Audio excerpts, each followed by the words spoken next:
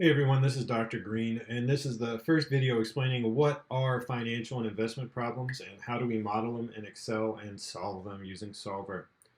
Fundamentally, financial and investment problems have to do with investing money and allocations. So we're going to go through two examples today. The first one will be in this video. There will be a second video for the second example. So on to retirement planning. Brian Givens is a financial analyst for a retirement planning company. He has just completed a consultation with a client who expects to have $750,000 in liquid assets when she plans to retire next month.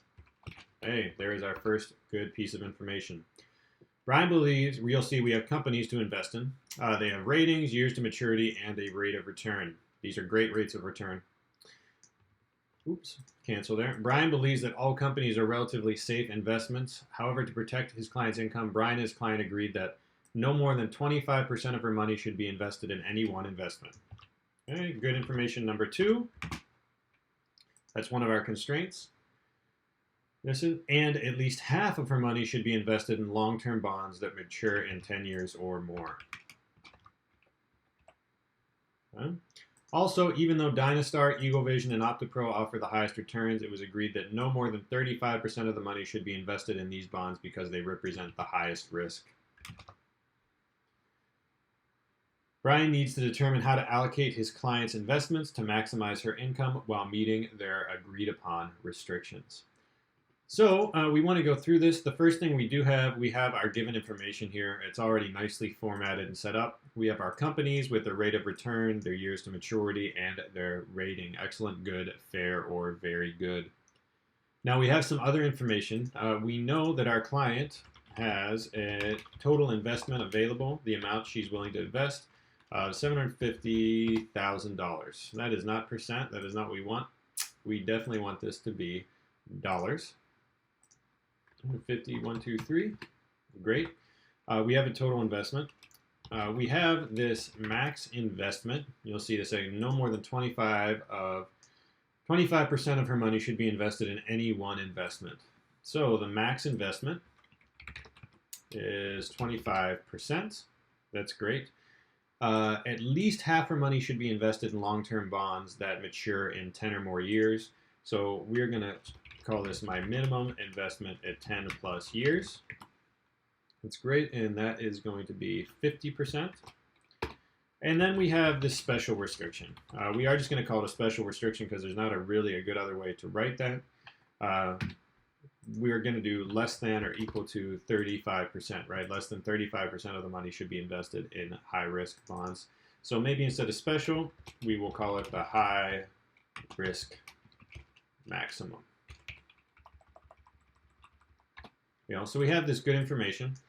We'll add that in. We'll format that as well. So we want to give it our nice gray fill. We want to go ahead and give it our nice blue border. Oh, that is not the right shade of blue there. And we are good. So we have all our given information. We also know our goal, right? We want to maximize returns. So we're going to go ahead and format that cell. We're going to give it the nice double border, even though we're not going to put anything in there. We have a bunch of constraints, but the first thing we want to ask ourselves is what decisions we have to make. Now, if you think about this for a minute, you're going to realize that the decision we're making here is the amount that we invest in each company. So I'm going to go ahead and take these. I'm going to format these cells. I'm going to give them a nice red border to indicate that they are our decision variables or our changing cells. Yeah, that's good. Now we can start working on our constraints. So we know we have $750,000 to invest. We really want to invest all that. So we are going to get our total investment. We're going to use our sum function, sum up all our changing cells. We'll call this our total investment. And our total investment needs to be equal to, I'll make this nice, the total available. So we are going to do that so that we have a nice reference and we don't have to change it in two places. That way it's referencing the cells back. Right, so we'll make this our total investment made.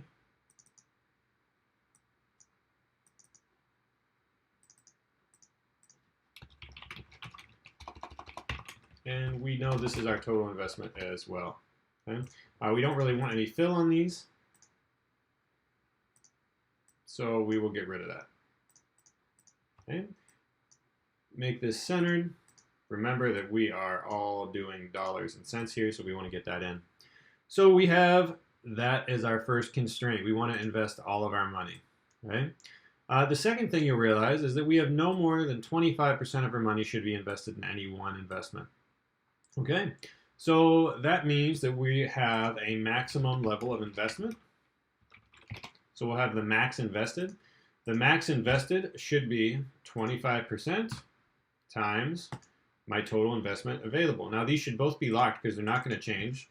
They are the same value. So we're just going to go down. We are going to go ahead and do that. We are going to give these some nice formatting because this will give us, the right-hand side of our problem. We're going to go ahead and we're going to give it a nice blue border. Okay, and we are good to go. And we definitely picked the wrong fill color there. It's a little too dark. We don't want to mess things up. There we go. So we have our maximum invested in each one. Okay? Now, since that's a maximum, we know we can have no more than, so that is a less than or equal to constraint.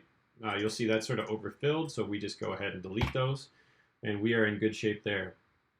So we have our amount invested. We have to invest $750,000. Okay?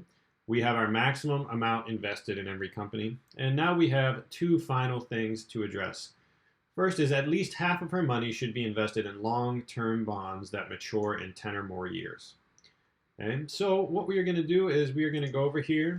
We're going to create a matures in 10 or more years column. Okay? Now you'll notice I split this up. I'll show you why I did that here in a second. What we're going to do is we can do this two ways. First off, what we want to do is look over at our companies and say, well, how many years to maturity? Okay? So the easy way to do this is say, well, is it greater than or equal to 10? Yes, yes, no, yes, no, yes. So we just made that a 1 and a 0. Now we don't really want to, put these in by hand because they're constant values. So we don't want to have to go back and update every cell. So what we're going to do is we're going to change this to an if statement. If my years to maturity is greater than or equal to 10. Aha, you see why I put the 10 in its own separate cell out there. It's so I can reference a constant value. Well, then I want to put a 1. If it's false, I want to put a 0. So just to say again, if the years to maturity are greater than or equal to 10, then put a 1, otherwise put a 0. Now this is great. Why is this great? Because we can now use our old friend the sum product to see how much money we've invested in bonds that mature in greater than 10 years. We can look at our amount invested, our changing cells, and we can take the sum product with this. Why does that work? Well, you'll see however much we invest in Acme Chemical, for instance, with 11 years to maturity, will be multiplied by 1, so we'll sum up that value. On the other hand, something like Eagle Vision that matures in 6 years is going to be multiplied by 0, and that 0 is going to zero it out, and it will not be added into the calculation. Okay, it's going to go ahead and correct my formula for me. Thank you very much. That's going to be dollars. We're also going to go ahead in here, and we are going to give this a nice fill and a nice border.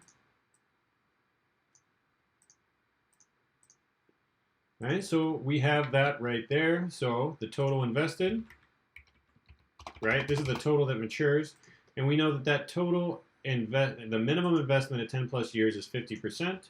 So this is going to be greater than or equal to 50% times my total investment. Okay. Wonderful there. And now we have this special restriction as well, this high risk maximum. So we're going to say this is my high risk maximum here. And we're going to do this in a very, very similar way. We want to end up with 0s and 1s here. So you'll notice that we do have this high risk here, right? No more than 35% of the money. Okay, so no more than. So I'm just going to put this in here now. Less than or equal to 750,000 times 35% gives me 262,500. So less than 262,500 should be invested in these bonds, and they were referring to Dynastar, Eagle Vision, and OptiPro because they represent the highest risk, meaning they are lower than very good. Okay, so there's a bunch of different ways that we can do this. One is we can come in here and say, well, Dynastar, Eagle Vision, and OptiPro. So Dynastar, Eagle Vision, and OptiPro should be ones. Okay, that's great. We have no real way of doing math with this excellent, good, fair, very good rating. So we can also do some other things. One thing we could do is we could do this, and we're going to merge this. We're going to say rating, right, and the numeric rating, and we'll just call this whatever, the verbal rating for right now. So we'll get these in here, and what we can say is we could say, well, maybe an excellent is 1, very good is 2, good is 3,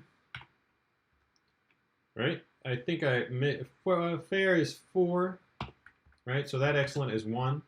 Okay, so basically what you see is anything that's greater than or equal to a 3 counts in this column. So we would say if,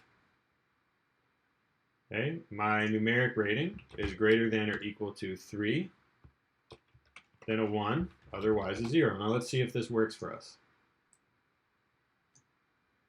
Hey, that works exactly the way we want it. The only problem we do have here is that we are referencing a constant in our formula. So what we really want to do, I'm going to throw a 3 in here so that we are doing this. And I'm going to change this 3 to that 3. And there we go. And actually, the other thing I'm going to do is go ahead and expand this formatting and expand this fill, so it gives us nice filled information. And again, we're just going to drop this over because we're just going to do the sum product, right? So that has to be less than or equal to the 35%. So it looks like we've met all our conditions. I'm going to go ahead and save this, go to data, bring up our solver, clear out anything that's in there. And we're going to start by maximizing our returns by changing these cells such that, well, all of my changing cells are less than or equal to my constraints, my maximums, so that I spend all my money, and you'll see I change that to an equal sign, and so that my 10-year restriction is met, and so that my special restriction over here is met. You see I have all these. Simplex LP, make them non-negative, and let's see what happens when we solve our model. Objective cell contents must be a formula. Okay, looks like we never put a formula in there. Very easy as well. We're going to go back to our old friend, the sum product. Our returns are just the amount invested with the rate of return. That's going to be dollars as well. As always, it's good to check these things. So at a 10% rate of return, for $1, I get 10 cents. There we go. We are in good shape. Okay, so let's go back to our solver. And simplex LP, let's solve it.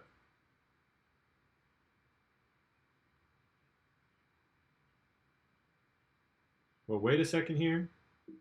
Hey, solver found a solution. $68,000 in change, almost $69,000. You see we found a good solution. Our constraints are not violated. We do have a set of constraints here. You'll see Eagle Vision, micro modeling. And in fact, I'm going to go ahead and highlight these for you all. And Sabre Systems. These are called binding constraints. Why are they called binding constraints? Because the left-hand side pushes up against the right-hand side. Now you'll see these are non-binding constraints because the left-hand side and the right-hand side are not equal. Okay? You also see these are all less than or equal to. Greater than or equal to would be the same thing. If the left and right-hand sides are equal, they are binding. If they are not, they are non-binding. One of the really interesting things in linear programming is these non-binding constraints you can actually remove, and you will run into no problems because they actually have no major impact on the solution. But see, this one is also binding. You have to be careful here. This is also a binding constraint, our total investment made versus our total investment, which involves these two values. So we can't remove these decision variables. We can only remove the non-binding constraints. So there is your first retirement planning financial problem.